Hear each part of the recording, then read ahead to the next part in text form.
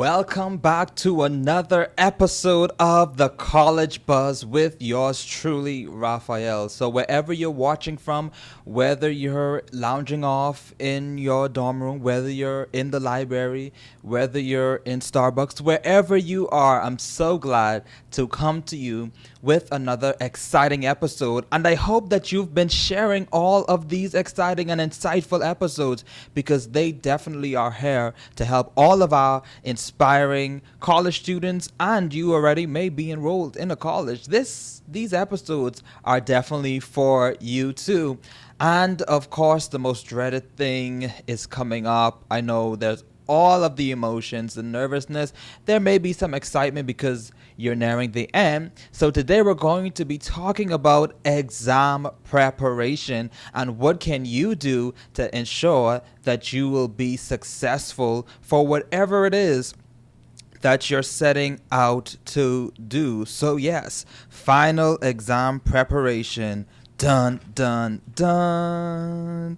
Yes. So one of the first things that we want to do in this exam preparation is to build a strong study foundation, and that's what we're going to do today. So building a strong study foundation, what does that look like? That looks like using a 5-day study plan. And 5-day study plan, that is the minimum requirement, okay? Because we know that some exams are very content heavy, so studying 5 days out may not be the best decision, but this is just a guide to help you on what things you should be outlining, what things you should be looking for in your study preparation.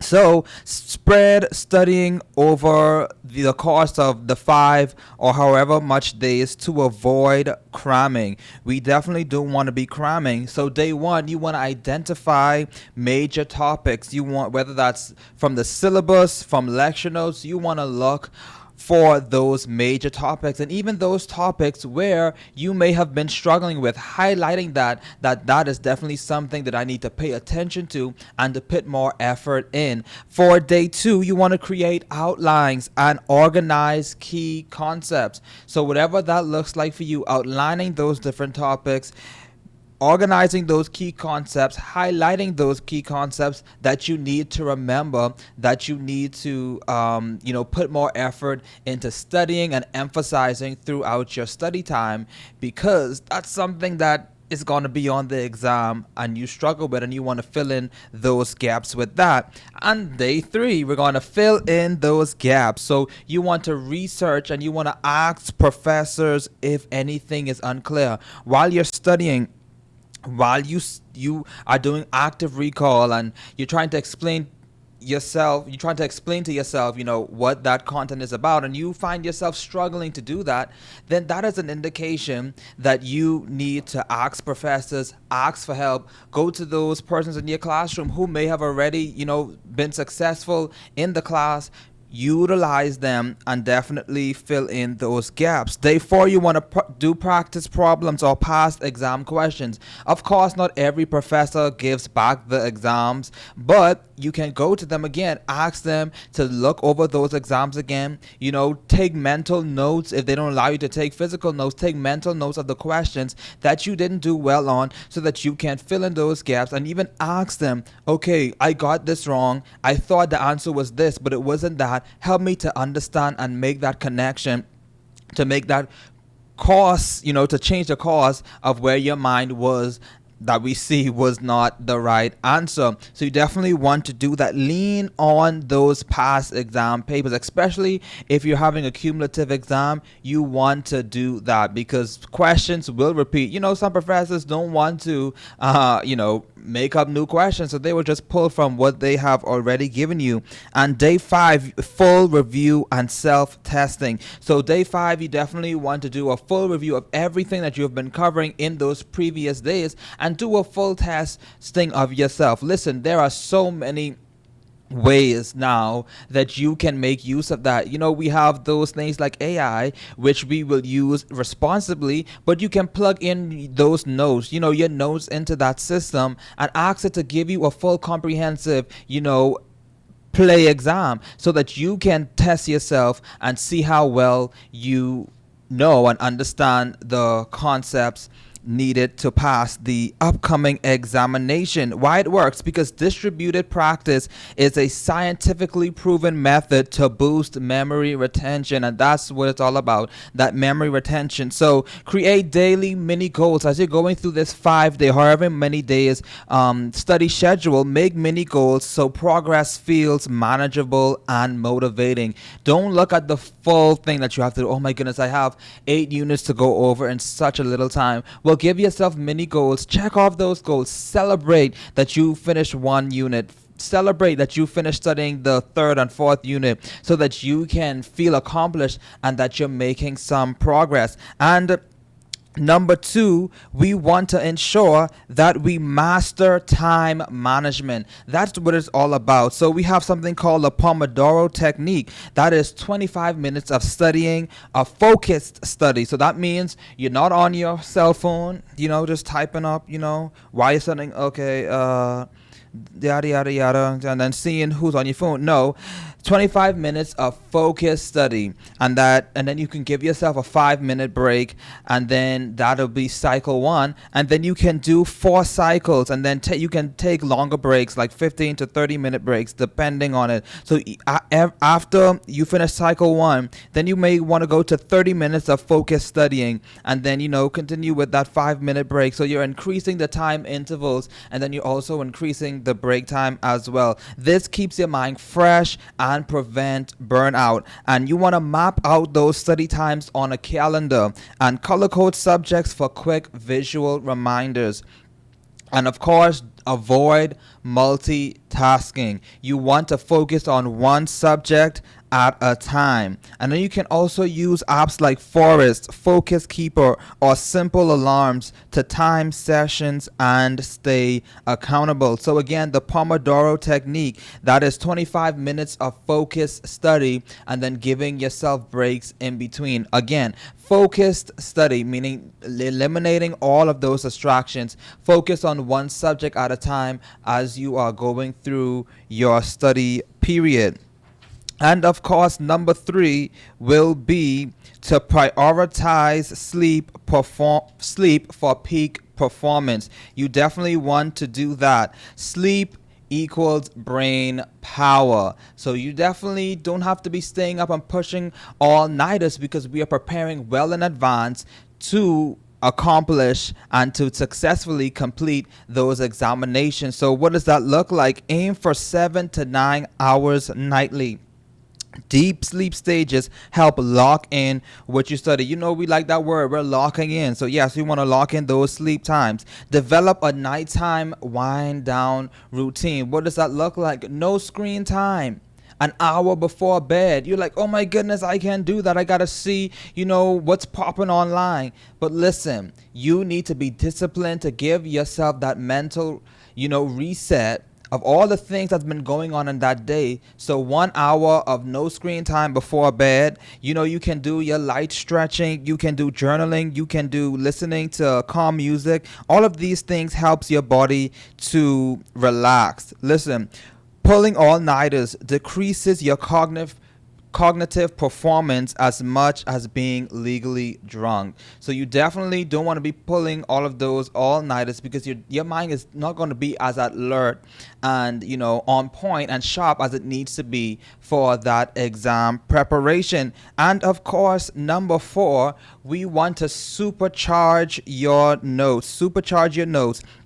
There is something called the Cornell note-taking system. So on the right side of your paper, you're going to have the main ideas and details. The left margin, you're going to have keywords and possible test questions. And then at the bottom, you're going to have 2 to 3 sentences wrapping up the page's content. So again, on the right-hand side of your paper, you're going to have the main ideas and details. On the left hand side, you're going to have keywords or possible test questions, and at the bottom you're going to have 2 to 3 sentences that encapsulates what that content is all about. So that helps you to enhance your active learning. After class, you want to reorganize, you want to rewrite your notes, you want to make flashcards or mind maps, especially with those question heavy classes. Flashcards will definitely help you. And of course, teach the material. This is a part of active recall. You can teach a material to an imaginary audience, explaining the key concepts out loud, dramatically, and it will help you with that retention. So you can pretend like you're the teacher. If your subject is about vertebrates in biology, so pretend like there's an audience in your room or wherever you are. Explain what vertebrates is. What is that? What are the features of a vertebrate animal? I'm not a biologist, but I'm just thinking about different possible questions. Animals that fit that category. Just different things. You can even look in your notebook and the different subheadings. You can make questions. If it have vertebrates, what is a vertebrate? And different things like that. DNA, what is DNA? How many chromosomes is whatever the case may be. So making up questions, explaining it over and over again, and of course filling in those gaps where you feel that you are not strong in knowing or memorizing. Number 6, you want to definitely manage test anxiety with mindfulness. You want to manage test anxiety with mindfulness. So relaxation techniques, deep breathing, inhaling for 4 counts, hold, and then exhale. And then you can have visualize yourself walking confidently into the exam room and answering the questions effectively. And if you get a bit nervous, which is natural, take those deep breaths, flip over the exam, tell yourself that you got this, you know what you're doing, you can answer the questions, and then flip over the exam again, scan, look and see, the questions, do the easy ones first. Look and see, or develop your own style of answering these questions, whether that's answering the easy questions first, the hard questions first. But what you want to do is practice on your own time before the exam, whichever strategy that you're going to use with those practice tests, so you can see, okay, if I answer the easy questions first, I have this amount of time to answer the hard questions. If I answer the hard questions first, I have this amount of time to answer the easy questions. If you see a question during the exam that you are shaky on, you don't know it right away, go on to the next question. Don't linger too long, and hopefully you have enough time when you finish the exam to come back to it. And sometimes questions build upon each other, so don't feel too nervous. Look at the previous question, see if there are anything that can trigger the answer for the next question, or look at the question after that question that you're struggling with. See if there's anything that may prick your mind to remember to answer the question that you're struggling with. And that is just okay. So there's nothing wrong with going over those questions in your mind. And of course, you want to dominate your essay questions. Those exams that are content heavy, they may have some essays that you want to be prepared for. So you want to plan first and you want to write later. So before writing an essay response, outline quickly. So what are you outlining? You're outlining your thesis statement. What is a thesis statement? That is a clear 1-sentence summary of your main argument or the point you are trying to prove. So for example, effective time management is the key to academic success because it improves focus, reduces stress, and builds long-term skills. So that is an example of a thesis statement. So after you have that thesis statement, that clear 1-sentence summary of your main argument or point, you definitely want to have 2 or 3 supporting points. So what does that look like? Each point should directly connect to your thesis. Then of course you can't just have points without evidence. So you want to have examples or evidence, real life examples, facts or references that strengthen each supporting point. So you want to do that. And you want to practice too under those timed conditions. So set a timer 30 to 45 minutes and answer a practice prompt to simulate exam pressure. So you definitely want to get comfortable with answering an essay question under pressure.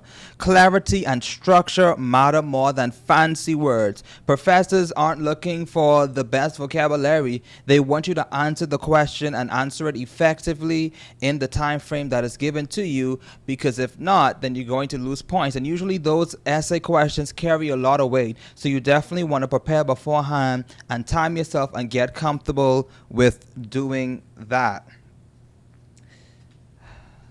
Of course, you want to collaborate smartly. So now you don't want to just be on your own if you're struggling.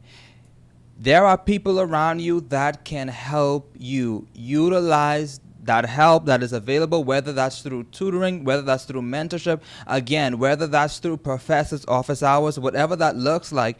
Lean on those resources and those people that are excelling in that class. So it doesn't matter if math or statistics isn't your strongest subject. It's okay. We all have those things that we're struggling with. But the thing is, we have to be willing to accept the help and to do what is necessary. So study with peers who are committed and goal oriented. So when you're using those study groups, don't just choose friends just because you can choose them, but be strategic. Friends who are not going to be wasting time just talking, sip, talking the latest gossip, or, talking about the latest movie or whatever, when it's time to lock in. So you want to get those friends who can lock in with you and can help you succeed. So structure your sessions too. So assign each member a topic to master and teach to the group. So that is how you can make your study groups work. Again, assign each member a topic to master and teach to the group. Include a quiz each other session at the end, because teaching others forces you to organize and articulate information clearly, deepening your own understanding. So again, you want to collaborate smartly.